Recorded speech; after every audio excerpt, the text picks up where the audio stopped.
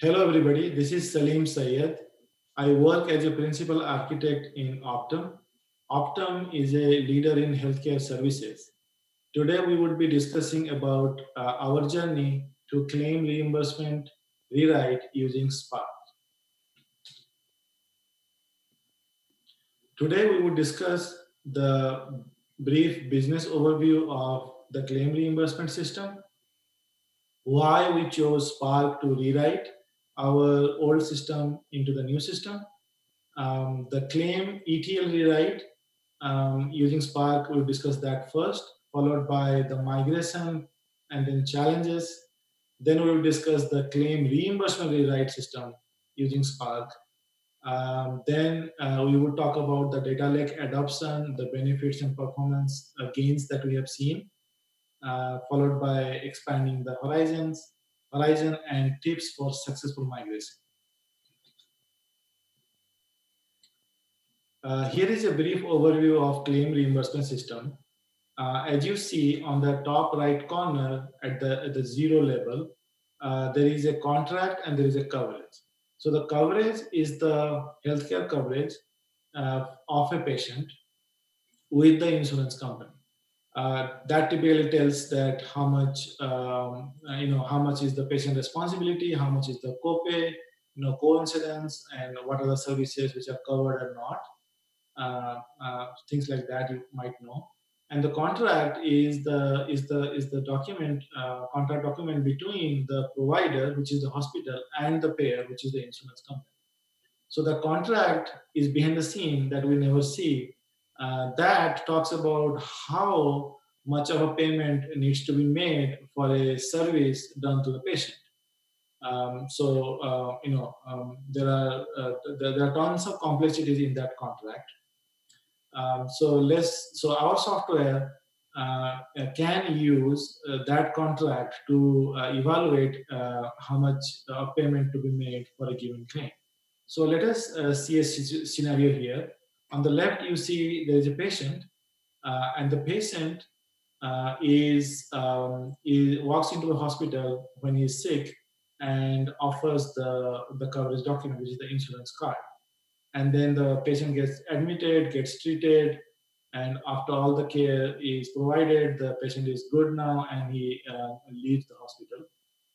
And then after that, the hospital accumulates all the charges and services done to the patient, prepares a claim for those services, and sends that claim to the payer. The payer will evaluate this claim with the contract that is already negotiated, and makes a reimbursement. And then that reimbursement, the check goes back to the hospital. There's a possibility that this reimbursement is wrong or underpaid, and in that case, the hospital would be losing the revenue. So there's a process that hospital can figure out that there is underpayment happened, so they can make an appeal, and as part of the appeal, the payer will reevaluate that and then may adjust the payment. So essentially, this our software in Optum 360 does captures this underpayment and helps the hospital make the appeal. So you can say essentially it prints money in the sense that there are revenue losses that are happening behind the scene that would go unnoticed unless our software is placed in the hospital and which is working for them to recover the lost revenue.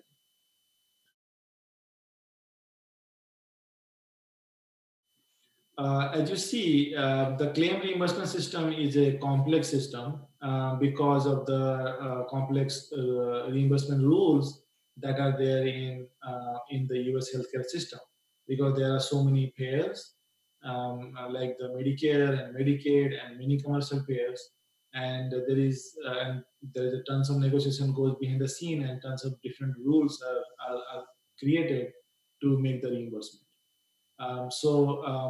A system which is built on top of PLSQL and mainly SQL and RDBMS kind of starts to fail, or kind of starts to show scalability and performance issues as the complexity of the rules increases, or the volume increases, or either both of them happens.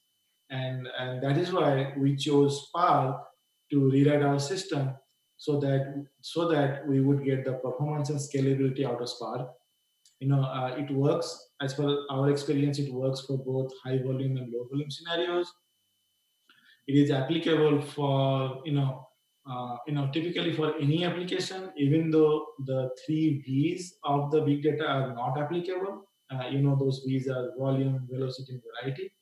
So normally it is recommended that if you have those three V's, then you need a big data application. But if you do not have those, in my opinion, you would still be okay adopting Spark.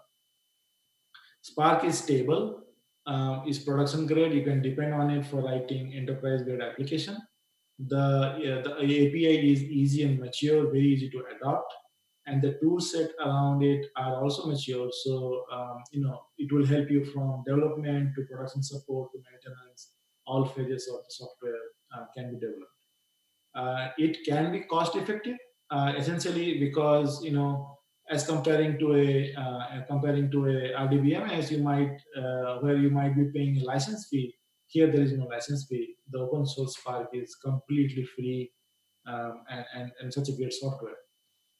There is a possibility of cost saving if you can adopt dynamic scaling in a cloud environment, because Spark loves resources. So if you run a long running cluster with all that much resource, then it's going to consume.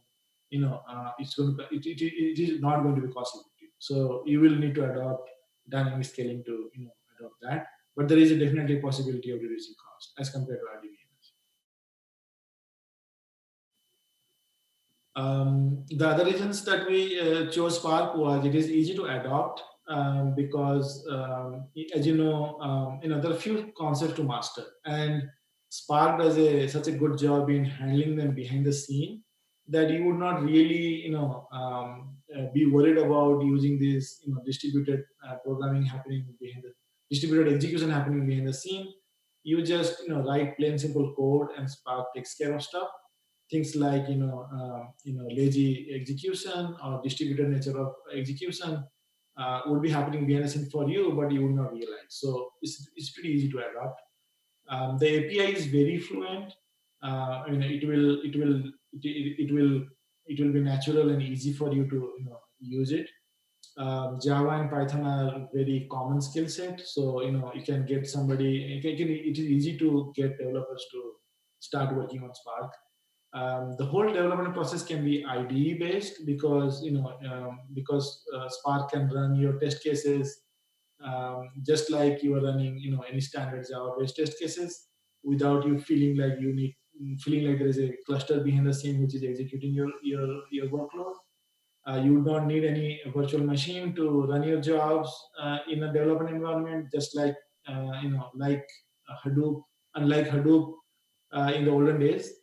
um, the code that you would write is going to be batch and streaming compliant, so you don't have to write two sets of code for the same business logic. It is compatible with many systems. Like it has amazing set of connectors to connect to various data technologies as well as various other technologies. So compatibility is amazing there. You would never feel left alone. There is an active community support. For example, if you ask a question in Stack Overflow, you might get a response within a day or so. There are tons of tutorials on Databricks blog, and the documentation on the Spark's official website is amazing. So that helps you speed up your development process. Let us look deeper into the ETL, the claim ETL rewrite process. So claim ETL is a system which kind of acquires the claims and then cleans them up and then does some business logic on top of it and then prepares it for the reimbursement. So the first piece is acquiring the claim, which is the ETL.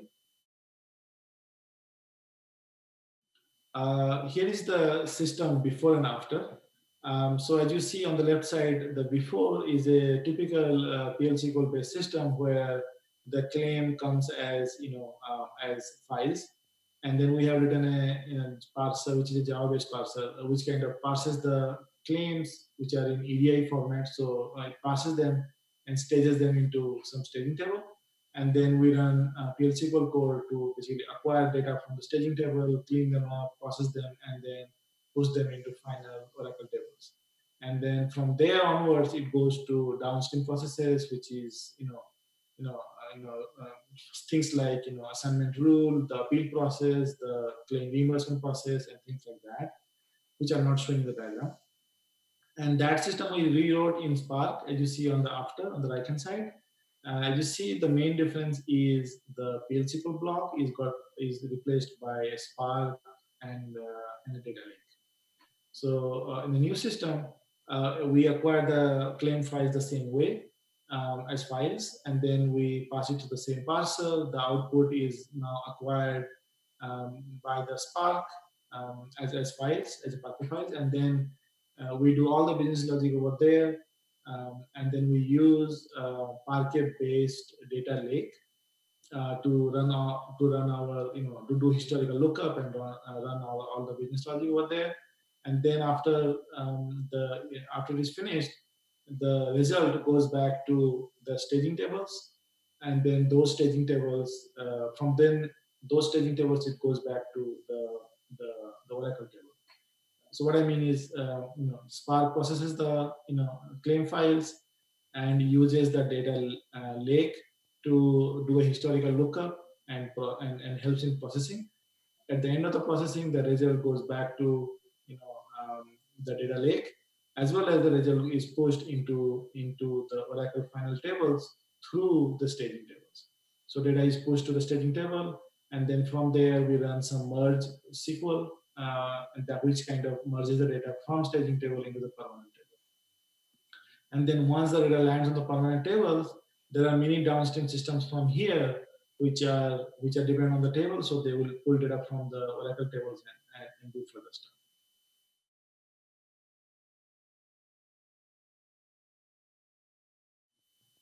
Let's see the highlights of the claim ETL rewrite process. So we use Spark 2.4, the open source version.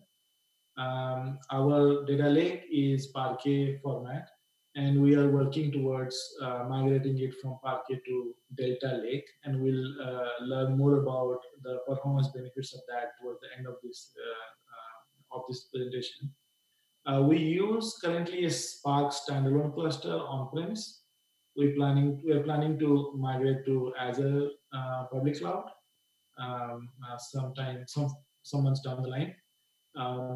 And then we are also using tools like Zeppelin Notebook and Spark Shell for debugging issues on the Spark.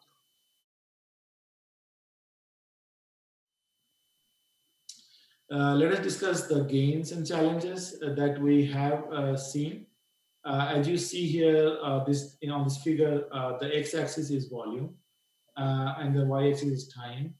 The orange box is for Spark load, and then the gray box is for the PLSQL based load.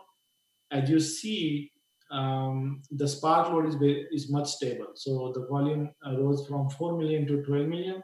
Still, the Spark timing did not go up that much because it could scale. Whereas the PLSQL run, you see that as the volume grew, the time grew much higher.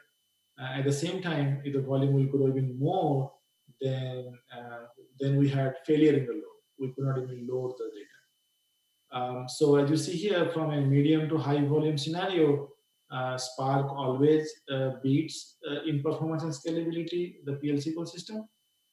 What I'm not showing in this diagram is a low volume scenario, let's say 500,000 records kind of scenario, where the PLSQL load is actually faster than the Spark load, because of the reasons the Spark would has some overhead of distributing the data and parallelizing it and running it. So in low volume scenarios, PLSQL wins, but the difference in timing is like in minutes. minutes. So it doesn't really matter that it is faster for low volume and extremely slower for high volume.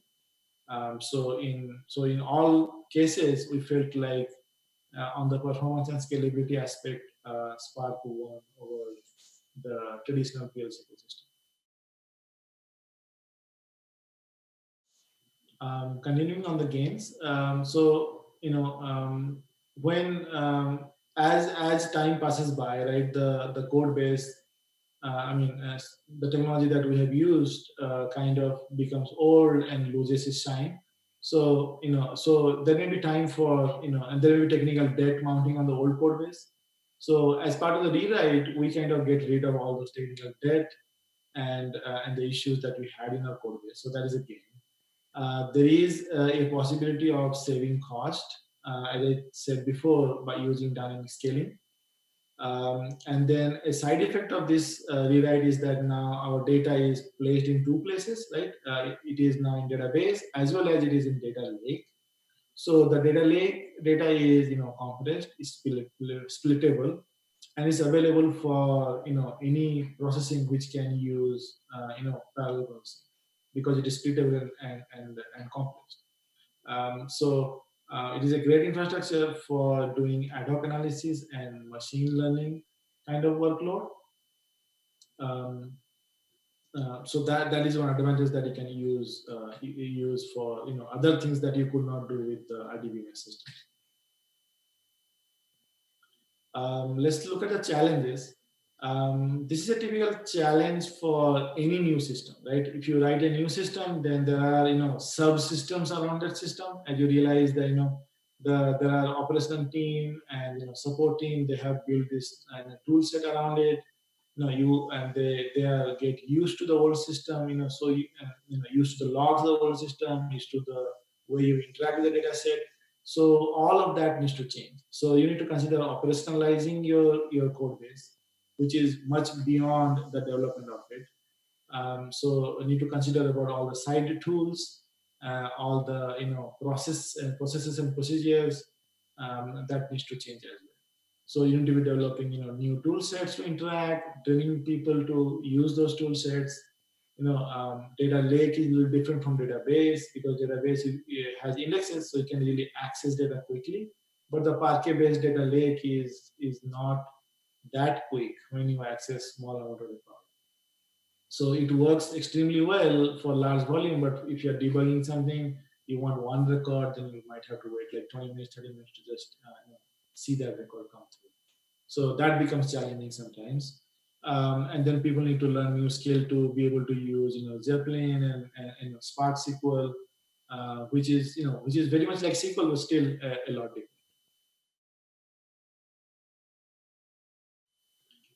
Some more challenges are like, there are custom tools and scripts which are developed as I talked before. So that also needs to be refactored. Cost saving is possible, but only in a dynamic environment, as I saw, right? So if you have a infrastructure which is not dynamically scalable, where the billing cycle is like monthly or yearly, then you would be incurring a lot of cost because Spark needs a lot of resources, and if you are maintaining those resources for a longer period of time, then you are paying for it. But if you are on the cloud, then there is a possibility of minute-wise billing or hourly billing. Then in that case, you would not be incurring the cost because you'll spin up the cluster, get the job done, and spin down the cluster. So in that scenario, it is going to be costly. So what I'm saying is, it's actually an advantage that there is a cost saving, but do not promise that cost saving until you are in cloud. That is the challenge here. The development process, like you may be having multiple teams in the development cycle. So one team may have experience by working on the Spark project, other teams may not. And but to adopt, you need a wider skill set. So you may also need to be training the development team to be able to to be able to make contribution to this project. So you need to take care of that as well. So the last point here, possible data consistency, is a very specific case here. What I mean to say here is that, as you saw, the data is copied in two sources, like into the data lake and into the database. And so if your process depends on they be in perfect sync, then there might be issues arising from that. Because if a job fails in one system but the push of the data to another system does not fail, there could be a sync issue created. They could be out of sync, and that may cause issues. So if you are developing a technology along the line where data is duplicated, then you have to make sure that it is resilient, that failure in one system is not affecting the other system. If you tie them down to be perfectly synced, then there would be issues there would be issues in operation management.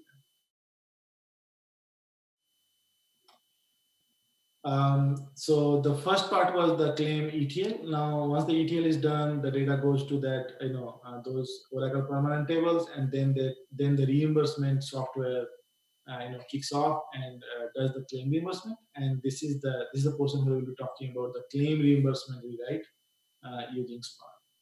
This is a very complicated system. As I was saying, that the contract and the contracts are defined using very complicated business rules.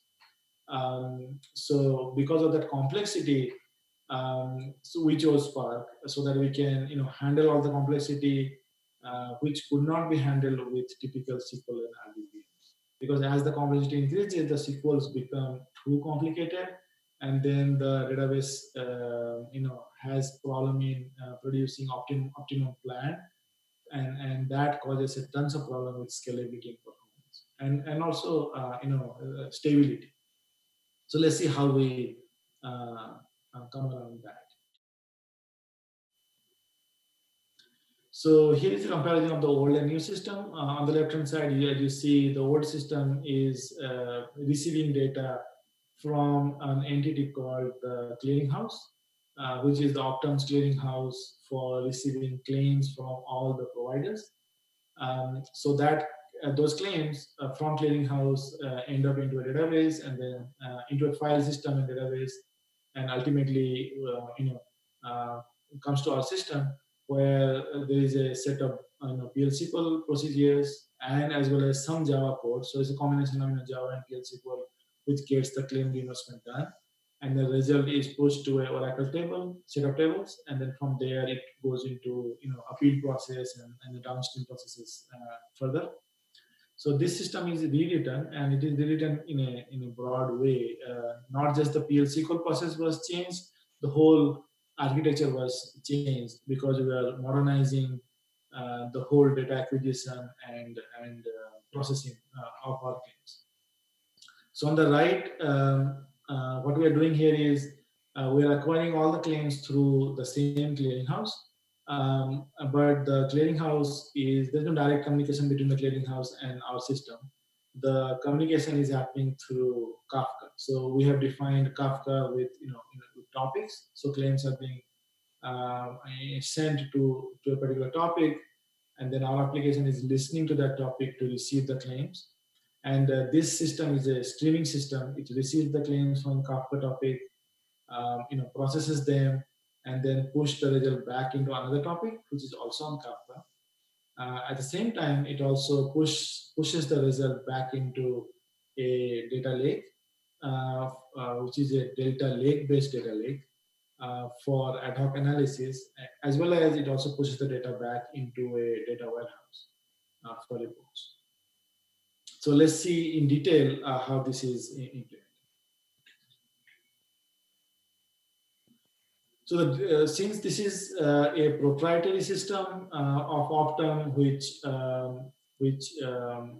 is used for claim reimbursement, we wanted to make sure that the capability is exposed in many ways, right? For example, as a REST API, as a streaming API, also batch compliant. It needed to be an inner source and shared library. We also wanted to be able to use domain-driven design to tackle the complexity, as well as behavior-driven development and test-driven development process. So the crux of these constraints is that we wanted this core capability to be exposed and reused as many ways as possible. So we wanted as less dependency on any technology as much as possible. At the same time, we also wanted the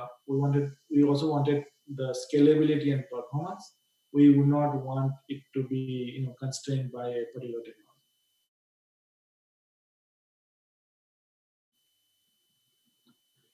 So here I'm showing you like three versions of the integration. So in all the three versions that you see, the claim reimbursement jar, this is the core capability of reimbursement, and it is developed using Java. And this can it can receive input in terms of plain Java objects. So imagine there are two inputs to it. I will see the code in a little bit. So imagine this is a shareable um, infrastructure. So this we can plug in to many different delivery mechanisms to be able to achieve the claim reimbursement in various ways. So the top one is a streaming mechanism, where, as I showed you, the data comes from the clearinghouse through Kafka, and then we are using Spark to be able to stream this data in parallel, and then convert the data, which is JSON format, to domain objects, and then those domain objects are fed into the claim reimbursement software, which is Java, which is essentially Java API, and then does the reimbursement. That does the reimbursement, and the output goes back into the Kafka queue, as well as to the data lake, and to a data warehouse. Similarly, there is a batch mechanism, which is essentially almost same as the streaming mechanism, where the data is read from a different source, basically the data lake. Again, the data is converted using data set API from the Parquet to a data object, into a Java object, domain object, and then that is passed into the claim reimbursement software API, and then that does all the heavy lifting of reimbursing, and then the output is being pushed into the delivery. The third one I'm showing is a non-Java, non-Spark application. It is a typical REST API. So we have requirements that the users or even other systems could be doing a live interaction. They could be sending a claim live, and expecting the reimbursement be done quickly and return them back.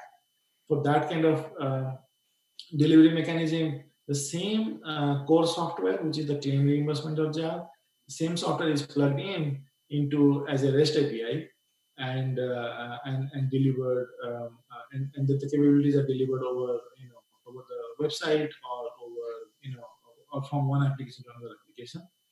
So as you see in all the three different integration frameworks, the common is the claim reimbursement API, which is the core software, whereas the data piece is handled by different pieces, for example, by Kafka or by data lake.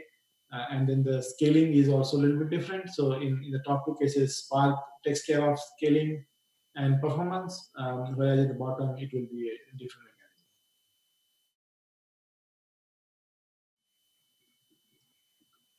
let us see a sample code, which is the streaming based code.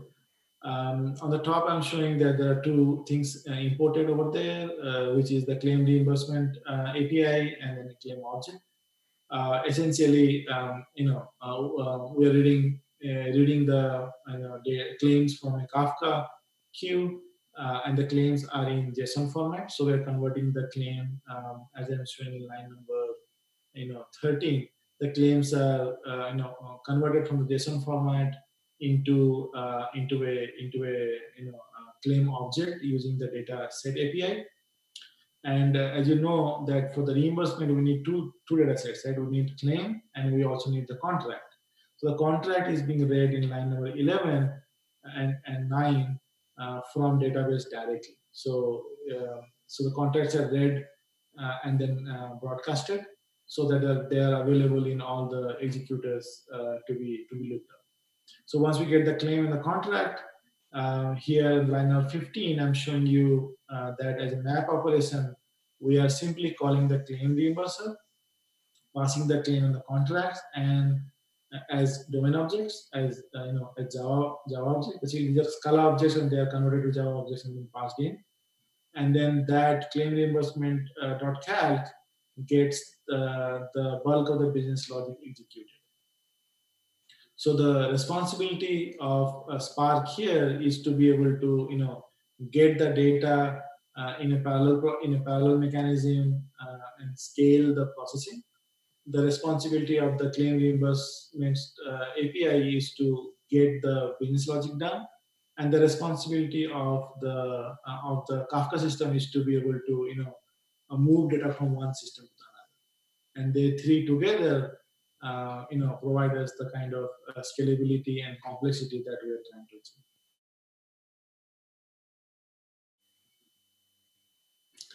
Let us see the highlights of the implementation. As I was talking, the core of the library is written as a library in Java, so that we could expose it across many different technologies like streaming, batch, and REST API. So that business logic is essentially written in Java, and we chose Java because it is compatible to both Java and Scala. So we could be writing Spark code on Scala and then just calling the library, so that's compatible. We specifically intentionally try to avoid writing the business logic in Spark SQL, because once we use Spark SQL, then that software can only run on Spark runtime. We could not run it as a REST API. So for that reason, we did not use Spark SQL to write the core logic, but we did use Spark SQL to be able to acquire data, translate the data, convert it to domain object, and then call the API. We heavily use data set APIs, and if you are, here's a small tip that if you're using Java API from Scala, you can do that, but you might have to convert the objects from Scala to Java. You may even have to use collection.java converter API to be able to convert the Scala collection API to Java collection API, and then you will be able to call Java APIs. We use Spark heavily for its scalability and stability, as well as connectivity to many various data sources. So it is an essential component of this architecture. So we use dataset API heavily so that we could use the Java API to do the operation. We carefully designed the data structure in a way that all the components of the claim are placed together as an aggregate object, so that we do not have to do any joins to build the claim object. So claim object is like pre-built during the ETL process, and which contains all the information of the claim just in one record or one object, to avoid joins. And then the contracts are read and broadcasted from database directly. So basically, essentially, the calculation process ultimately becomes a map operation, because you have the whole object right away available to you, and you can just call it, call the API and directly pass those two objects without worrying about join. That takes you a long way into performance. So you have to do a lot of planning to be able to design that object beforehand, but it is worth it.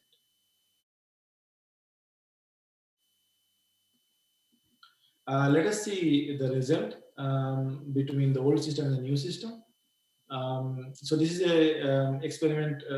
This is a performance run that we had on a full data lake. So one of our data lakes contained 80 million records, claim records, which is like 100 gigabytes. So we used two systems, right? The old and new, to see the comparison. So a typical claim reimbursement system has like two steps. One is the reimbursement, like you get the claim and you get the contract and you apply the business rules to calculate the reimbursement. So that's one thing. And then once the reimbursement is calculated, then step 2 is to push the data out into other sources. For example, your data warehouse or even database. Um, for example, Oracle database, so that it can be reported, it can be shown on the user interface. So there are two components to that. And the reason I'm calling them out is because they have different scalability profile.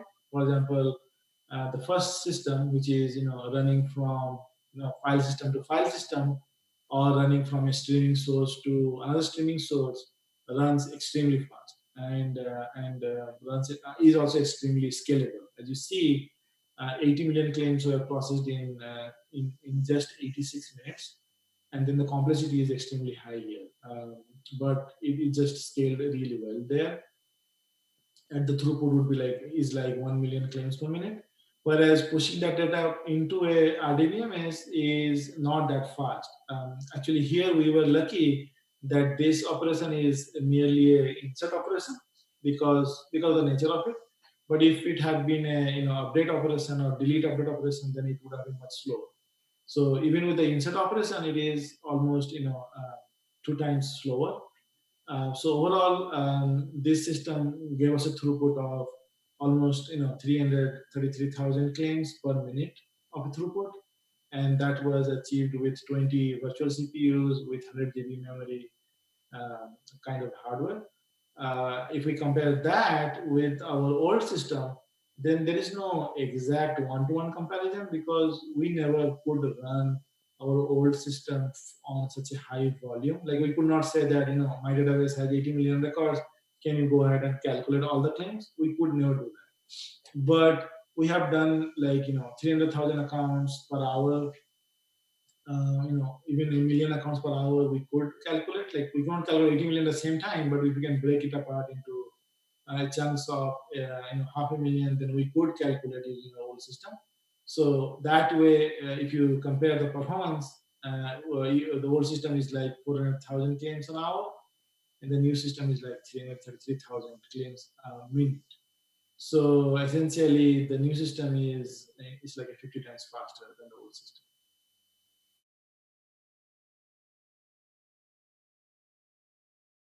And from a cost point of view, the new system is much better than the old because, as I said, if you are on cloud, and we are going to be on cloud, we're not there yet. So if you're on the cloud, then with a typical hardware, which is like a D class software, D class node, excuse me, having 20 CPUs and 140 GB premium tier and data engineering kind of a package with Databricks, which is almost $4 an hour.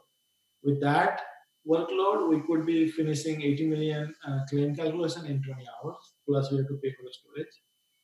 But in comparison, if we were using an RDBMS, then there is no direct comparison here because, for example, Oracle on the cloud do not provide dynamic allocation, dynamic scaling for non-exadata workloads. If you are on plain simple vanilla Oracle, then you are on a virtual machine which cannot be scaled up and down that easily. So it cannot really, scale up and down your resources to save cost. That's not possible there. In Postgres, it is possible, but the scaling is not that graceful. Like scaling requires, restarting your application and stuff like that. And at the same time, we haven't seen such a high volume go through. So there is no exact comparison here, but as you see, there is a possibility of cost saving, tremendous amount of cost saving if you move all your complex workload into Spark and then use your RDBMS for reports and your interface. In that case, you would not be spending high amount of resources. You would not be spending peak resources on the RDBMS. So you can scale down resources there, save cost, and spend some cost on your Spark-based workload whenever you need.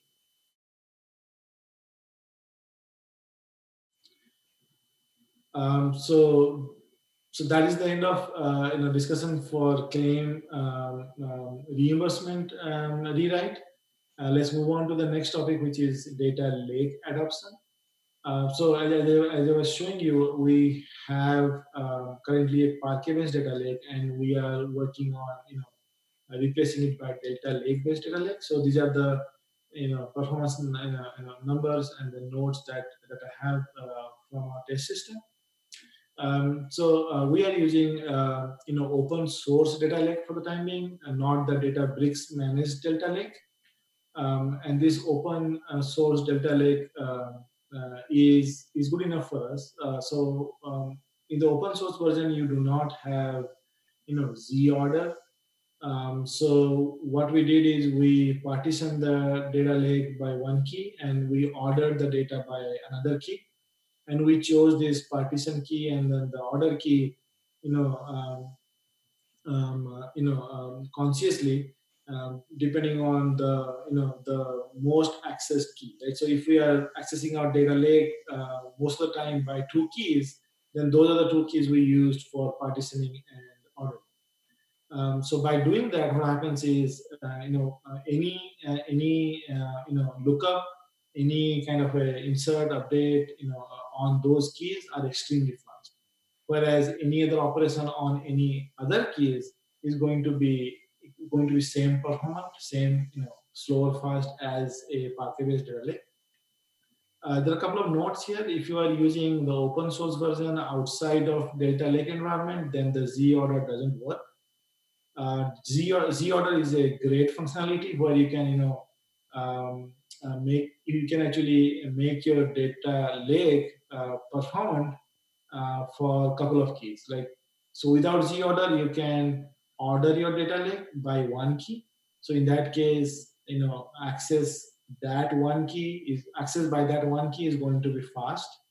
But with Z order, you have the option of using more than one key.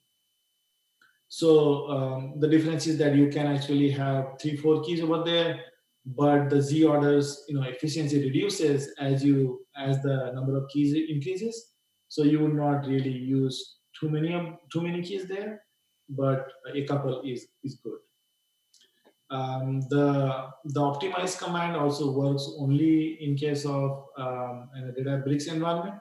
So to get around that, you have to be using, you have to be rebuilding your data lake, basically, rebuilding it once in a while to achieve the equivalence of optimize command. But we are planning to go into the cloud pretty soon, and then there we're going to use Databricks. So we would end up using optimize command and Z order. It's just that for the time being we don't have it. And I was saying the keys for partitioning in order by, you need to be carefully designing that, because that impacts the performance a lot. So anything beyond those keys are still going to be equally slow to access using Parquet-based data lake, but access with these keys are going to be extremely fast. So as you see here, all the queries on those two keys are extremely fast. And here is a code sample I'm showing you how to build your data lake from a Parquet-based data lake. You essentially read the data as spark.read.parquet, and then save that with a order by clause and with a partition by clause as a delta. So the result would be a delta lake, which is going to be extremely fast for you. Let's see how the performance looks like. So here's a performance comparison. As you see, the first several rows, all the operations, insert, update, merge, join, all of them which are done on those keys are extremely fast. You see, a simple read operation was taking 18 minutes and it takes 20 seconds. A simple read operation on one column was taking 3 seconds, now it takes 1 second. And then left after, things like that. Like if you're doing update, merge, then that required the whole data lake to be rebuilt. But now you can do those operations, without rebuilding the data. So that is extremely fast. 1 hour, 10 minutes compared to 37 seconds. Joins are faster too. The things which are not fast is the last row. If there's any operation which is not on those keys, then it's going to be equal time to. And you can always reduce this time by increasing the resources. And you may not be challenged by this in case most of your processing is not happening by those keys, but happening by a few keys which you used for partitioning in order.